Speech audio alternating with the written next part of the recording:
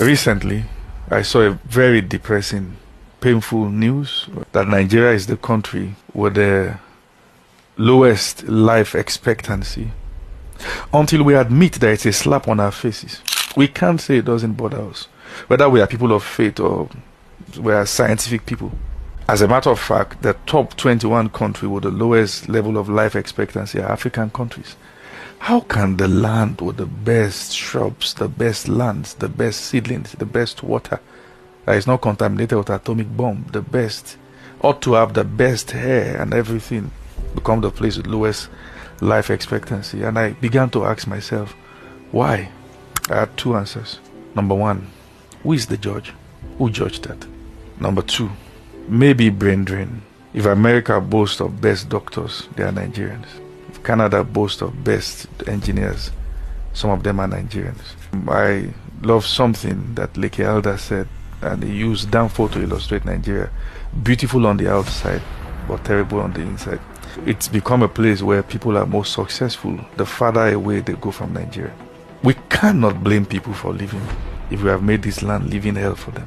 Maybe the statistics are not really accurate, and maybe they are. I can count many people I know that have died this year.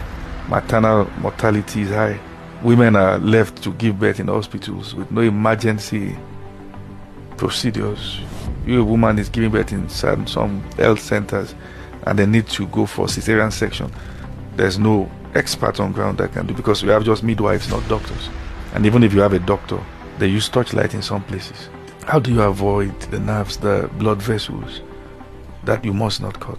Some people die in the pool of their own blood for heart attack, and they get stitched up and just packaged.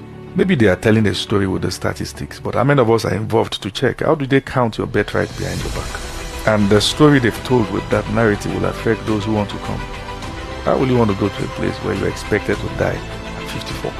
Who is the judge of all these metrics? And sometimes maybe they are correct.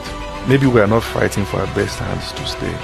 Many European countries now are closing their gates because the quota is satisfied. We have the best, no more immigrants. Maybe we need to reinvestigate. I really believe that a time is coming, and is so close, that Africa will be conducive enough again for Africans to return home and build. I believe that very soon Africa will become the envy of the world. I really believe that our best doctors will come back and build hospitals that, even if waiting for politicians to do the right things look like waiting for a plane at the beach, maybe we'll become the government. Maybe churches and mosques will wake up and have also institutions that are economically viable. Maybe we're going to build more charitable organizations that will cater for the poor. I really believe, for whatever Africa is today, we're responsible for our destiny, and our fate is in our hands. If we tell our stories correctly, we'll build again, and we will not be plundered.